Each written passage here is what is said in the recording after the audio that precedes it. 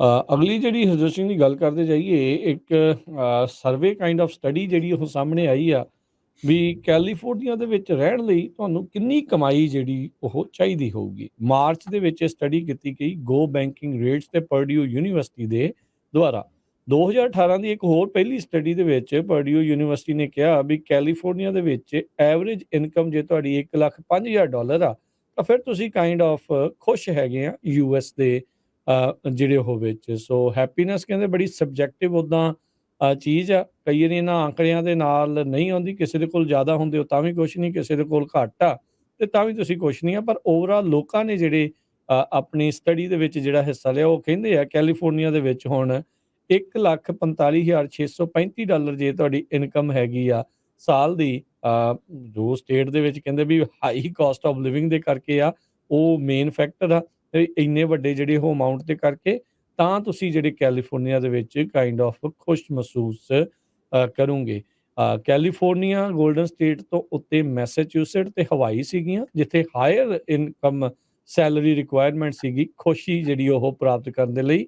ਮੈਸੇਚਿਊਸਟ ਦੇ ਵਿੱਚ ਇਹ ਸਟੱਡੀ ਕਹਿੰਦੀ ਆ ਵੀ $1,57,395 ਡਾਲਰ ਜਿਹੜੇ ਤੁਹਾਡੀ ਸਾਲ ਦੀ ਕਮਾਈ ਹੋਵੇ ਤਾਂ ਤੁਸੀਂ ਖੁਸ਼ ਆ, ਤੇ ਹਵਾਈ ਦੇ ਵਿੱਚ ਤਾਂ $1,95,300 ਕਹਿੰਦੇ ਆ ਵੀ ਜੇ ਤੁਸੀਂ ਖੁਸ਼ੀ ਮਹਿਸੂਸ ਕਰਨੀ ਆ। ਮਿਸੀਸਿਪੀ ਦੇ ਵਿੱਚ ਸਭ ਤੋਂ ਘੱਟ ਜਿਹੜੀ ਉਹ ਰਾਸ਼ੀ ਜਿਹੜੀ ਉਹ ਆਈ ਆ, ਸੈਲਰੀ ਅਮਾਊਂਟ ਆਈ ਆ ਖੁਸ਼ ਰਹਿਣ ਦੇ ਲਈ $88,725 ਜਿਹੜਾ ਉਹ ਮੰਨਿਆ ਜਾਂਦਾ ਹੈਗਾ ਆ। ਓਕਲਾਹੋਮਾ ਐਲਾਬਾਮਾ ਦੇ ਵਿੱਚ $91,91,000 ਨੂੰ ਦੇਖ ਕੇ ਜਿਹੜਾ ਉਹ ਰੱਖਿਆ ਗਿਆ ਆ।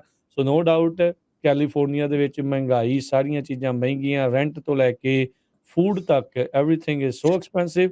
ਸੋ ਲੋਕ ਸੋਚਦੇ ਆ ਵੀ ਜੇ ਜ਼ਿਆਦਾ ਇਨਕਮ ਹੋਊਗੀ ਤਾਂ ਹੀ ਜਿਹੜੇ ਆ ਅਸੀਂ ਖੁਸ਼ ਰਹਿ ਸਕਾਂਗੇ। ਜੀ, ਕੈਲੀਫੋਰਨੀਆ ਦੇ ਪਬਲਿਕ ਸਕੂਲ ਦੇ ਵਿੱਚ ਜੋ ਐਨਰੋਲਮੈਂਟ ਆ ਉਹ ਘਟਦੀ ਹੀ ਜਾ ਰਹੀ ਹੈਗੀ ਆ।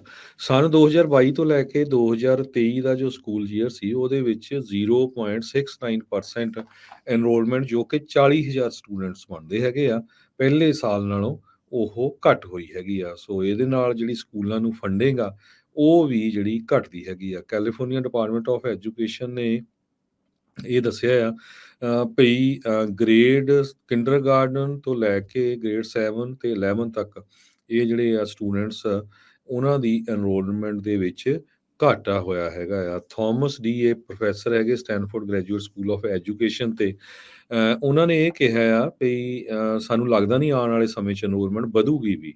ਆਪਾਂ ਤੁਹਾਡੇ ਨਾਲ ਡਿਸਕਸ ਵੀ ਕਰਦੇ ਆਏ ਹਾਂ ਵੀ ਕਾਫੀ ਲੰਬੇ ਸਮੇਂ ਤੋਂ ਕੈਲੀਫੋਰਨੀਆ ਦੇ ਵਿੱਚੋਂ ਮਾਈਗ੍ਰੇਸ਼ਨ ਹੋ ਰਹੀ ਆ। ਕੈਲੀਫੋਰਨੀਆ 'ਚੋਂ ਲੋਕ ਕਾਫੀ ਜਿਹੜੇ ਆ ਹੋਰ ਸਟੇਟਾਂ ਦੇ ਵਿੱਚ ਮੂਵ ਹੋ ਰਹੇ ਹੈਗੇ ਆ। ਸੋ ਅਲਟੀਮੇਟਲੀ ਇਹਦੇ ਨਾਲ ਕੀ ਹੁੰਦਾ ਵੀ ਇੱਕ ਡਿਸਟ੍ਰਿਕਟ ਜਿਹੜਾ ਆ ਸੈਂਟੀਨੇਲਾ ਵੈਲੀ, ਇੱਕ ਯੂਨੀਅਨ ਹਾਈ ਸਕੂਲ ਡਿਸਟ੍ਰਿਕਟ ਆ ਸਾਊਥ ਵੇ ਦੇ ਵਿੱਚ, ਉਹਨਾਂ ਨੇ ਆਪਣੇ 105 ਦੇ ਕਰੀਬ ਇੰਪਲਾਈਜ਼ ਨੂੰ ਲੇ ਆਫ ਨੋਟਿਸ ਵੀ ਭੇਜ ਦਿੱਤੇ ਆ, ਕਿਉਂਕਿ ਉਹਨਾਂ ਦੀ ਜਿਹੜੀ ਫੰਡਿੰਗ ਆ ਉਹ ਵੀ ਜੋ ਘੱਟ ਹੋਈ ਹੈਗੀ ਆ।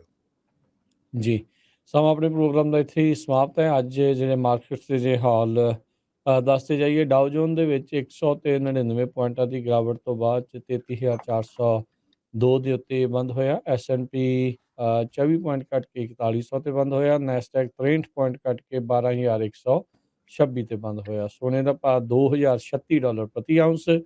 ਕੱਚੇ ਤੇਲ ਦੀ ਕੀਮਤ $81 ਪ੍ਰਤੀ ਬੈਰਲ। 10 year yield 3.34%। ਬਿਟਕੋਇਨ 28,657 ਤੇ ਇਥੀਰੀਅਮ $1,915 ਦੇ ਬਰਾਬਰ ਚੱਲ ਰਿਹਾ ਹੈ। ਜੀ ਬਿਲਕੁਲ।